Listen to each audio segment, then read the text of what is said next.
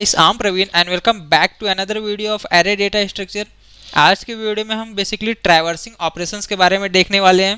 Basically traversing operations का मतलब ये होता है, it means accessing each and every element of array for a specific purpose, या फिर ये कह लीजिए visiting to every element of array exactly once. मतलब कि एरे के प्रत्येक एलिमेंट के पास एग्जैक्टली वन टाइम विजिट करना। अब आप विजिट करने के साथ साथ अगर कोई ऑपरेशन भी परफॉर्म करना चाहें तो वो कर सकते हैं।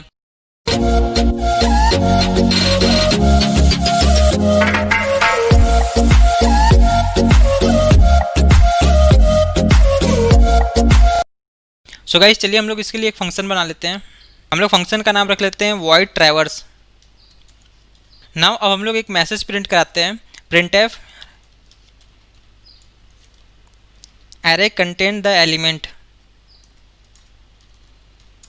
नाउ ट्रैवर्सिंग के लिए हम लोग एक फॉर लूप का यूज कर लेते हैं। आप चाहो तो वाइल लूप या डू वाइल का भी यूज कर सकते हो। फॉर, अब हम एक वेरिएबल लेते हैं आई, जिसमें हम वैल्यू असाइन कर देते हैं 0 एंड एक कंडीशन डाल देते हैं आई लेस देन साइज।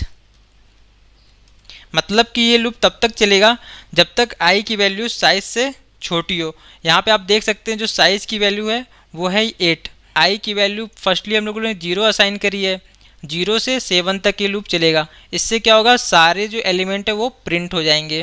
तो चलिए कोड को आगे लिखते हैं। अब हम यहाँ पे एक काम करते हैं, आई को इंक्रीमेंट करने के लिए आई प्लस प्लस लगा देते हैं। नाउ अब हम लूप के अंदर एलिमेंट को प्रिंट कराना है तो प्रिंट एफ फंक्शन का यूज करते हैं। प्रिंट एफ \n का यूज कर लेते हैं न्यू लाइन के लिए, %d। नाउ ए ब्रैकेट में डाल देते हैं आई वेरिएबल का यहाँ यूज कर लेते हैं। अब इस लाइन से होगा क्या, चलिए इसको समझते हैं। सो इस लूप के थ्रू हम एरे के एलिमेंट को ट्रैवर्स भी करेंगे एंड साथ साथ उस एलिमेंट को प्रिंट भी कराते जाएंगे। तो इसमें हम लोगों ने पहले आई एक वेरिएबल लिया है जिसमें हमने 0 असाइन किया है। जैसे हमने आई एक वेरिएबल लिया है और उसमें हमने वैल्यू शुरू में असाइन कर दिया है 0, इनिशलाइज कर दिया है 0 एंड एक कंडीशन लगा दिया, आई की वैल्यू तब तक चलेगी जब तक आई की वैल्यू साइज से छोटी होगी। अब देख सकते हैं जो साइज़ की वैल्यू करंटली है वो है 8। एरे की जो करंटली साइज है वो है 8। मतलब कि ये लूप तब तक चलेगा जब तक आई की वैल्यू लेस देन 8 होगी, मतलब 0 to 7। जब तक आई की वैल्यू 0 to 7 रहती है तब तक ये लूप चलता रहेगा। सो गाइस, आई की जो इनिशियल वैल्यू है वो है 0 एंड कंडीशन है आई लेस देन साइज। मतलब कि आई की वैल्यू जो है वो 8 से छोटी है। ये कंडीशन ट्रू हो जाएगी। इससे हम इस लूप के अंदर चले आएंगे। देन प्रिंट एफ फंक्शन के थ्रू हम ए आई, मतलब कि आई की वैल्यू 0 है ना, तो ए 0 की जो वैल्यू है, ए 0 इंडेक्स पे जो वैल्यू है वो वैल्यू यहाँ पे प्रिंट हो जाएगा। ए 0 कहाँ है हमारा, ये पहला ब्लॉक, मतलब 56 प्रिंट हो जाएगा।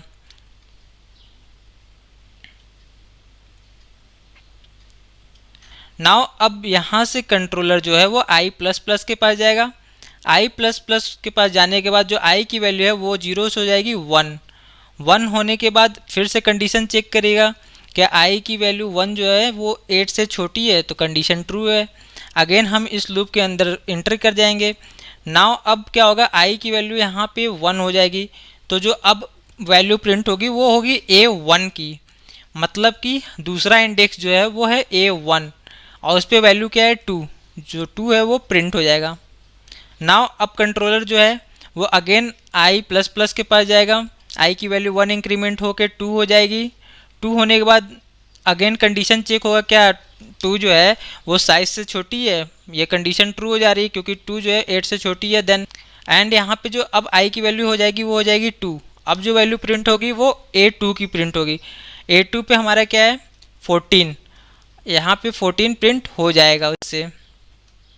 नाउ अब controller again I plus plus के पास जाएगा।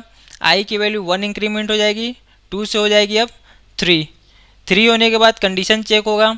कंडीशन ट्रू हो जाएगा कि आई की वैल्यू जो 3 है वो 8 से छोटी है। अगेन हम इस लूप के अंदर एंटर कर जाएंगे। अब यहाँ पे आई की वैल्यू 2 से हो जाएगी 3। अब जो वैल्यू प्रिंट होगी वो A3 इंडेक्स की होगी, मतलब कि ये जो 8 है वो हमारा प्रिंट हो जाएगा। नाउ अगेन कंट्रोलर आई प्लस प्लस के पास जाएगा। अब आई की वैल्यू 1 इंक्रीमेंट हो जाएगी, 3 से हो जाएगी 4। अब कंडीशन फिर चेक होगा, क्या आई की वैल्यू 8 से छोटी है, तो कंडीशन ट्रू है। अगेन हम इस लूप के अंदर एंटर कर जाएंगे। अब यहाँ आई की वैल्यू क्या हो जाएगी 4। अब जो वैल्यू प्रिंट होगी वो A4 की वैल्यू प्रिंट होगी। A4 पे क्या हमारा 11 है, तो 11 हमारा प्रिंट हो जाएगा। नाउ अगेन कंट्रोलर आई प्लस प्लस के पास जाएगा। आई की वैल्यू 1 इंक्रीमेंट होगी। आई इंक्रीमेंट होने के बाद ये 4 से हो जाएगा 5। कंडीशन अगेन हमारा ट्रू है। अगेन हम लूप के अंदर चले जाएंगे। अब यहाँ पे आई की वैल्यू 5 है, तो अब जो वैल्यू प्रिंट होगी वो A5 की वैल्यू प्रिंट होगी। A5 पे क्या है 4 हमारा प्रिंट हो जाएगा।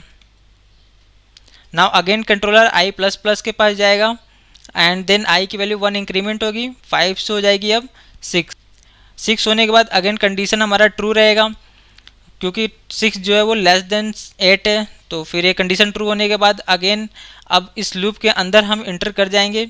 अब यहाँ आई की वैल्यू 6 है, सो अब A6 पे जो वैल्यू रहेगी वो प्रिंट हो जाएगी। A6 पे क्या है 9, सो 9 हमारा यहाँ पे प्रिंट हो जाएगा।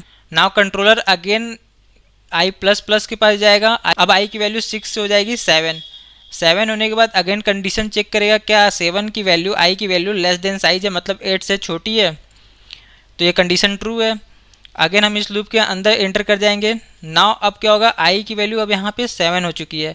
अब जो वैल्यू प्रिंट होगी वो होगी A7 की। A7 पे आप देख सकते हैं 55 है, तो हमारा 55 भी प्रिंट हो जाएगा। नाउ अगेन कंट्रोलर आई प्लस प्लस के पास जाएगा। अगेन अब आई की वैल्यू इंक्रीमेंट होकर क्या हो जाएगी 8 होने के बाद अब कंडीशन चेक करेगा, क्या आई की वैल्यू साइज से छोटी है, तो यहाँ पे साइज की वैल्यू है 8 और आई की भी वैल्यू हो गई है 8, तो 8 जो है वो साइज से छोटी है नहीं। सो अब ये कंडीशन फॉल्स हो जा रही है। अब हमें इस लूप के अंदर एंटर करने का मौका नहीं मिलेगा। सो इस तरह हम इस लूप को टर्मिनेट कर देंगे।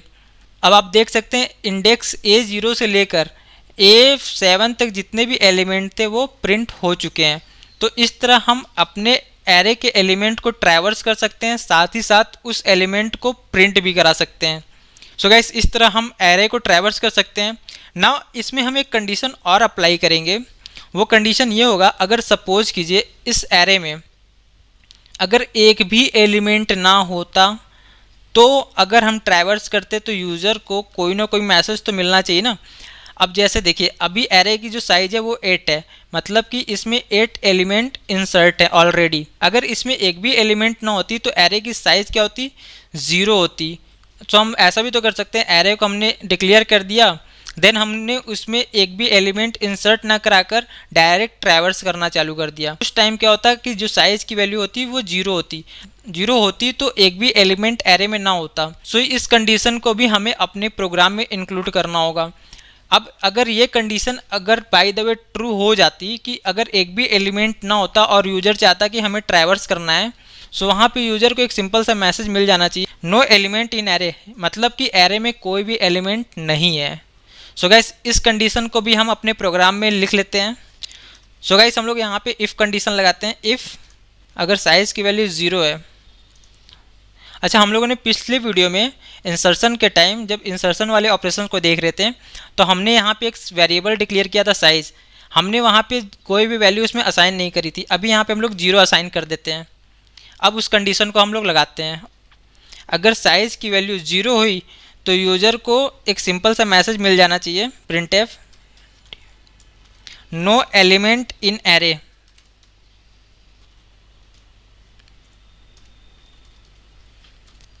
नाउ इस कोड को हम लोग एल्स पार्ट में लिख लेते हैं। नाउ अब हम लोगों ने यहाँ पे आई एक वेरिएबल का यूज़ किया है इस फंक्शन के अंदर, सो हम लोग इसे डिक्लेयर भी कर लेते हैं, इंट आई। नाउ इस तरह हम लोग अपने एरे को ट्रैवर्स कर सकते हैं। इसमें होगा क्या कि पहले ये कंडीशन चेक होगी, क्या साइज़ की वैल्यू जो है, मतलब एरे की जो साइज़ है वो 0 तो नहीं है। अगर 0 हुई तो फिर सिंपली यूज़र को एक मैसेज मिल जाएगा, नो एलिमेंट इन एरे, मतलब कि एरे में कोई एलिमेंट नहीं है। और अगर साइज़ की वैल्यू कुछ ना कुछ होती है, जैसे इस अभी के कंडीशन में हम लोगों ने सपोज किया था जो साइज़ की वैल्यू है वो 8 है। अगर साइज़ की वैल्यू 8 होती, हम लोग यहाँ पे एक सिंपल सा एक मैसेज प्रिंट कराते हैं, array contain the element, and for loop का यूज़ करके हम सारे एलिमेंट को प्रिंट करा लेते हैं। इस तरह हम एरे के एलिमेंट को ट्रैवर्स एंड साथ ही साथ प्रिंट भी कर सकते हैं। गाइस नेक्स्ट वीडियो में हम लोग डिलीट ऑपरेशंस के बारे में देखने वाले हैं। सो अगर आप नए हो, चैनल को सब्सक्राइब नहीं किए हो तो सब्सक्राइब कर लेना। मिलते हैं नेक्स्ट वीडियो में, तब तक के लिए have a good day and thank you.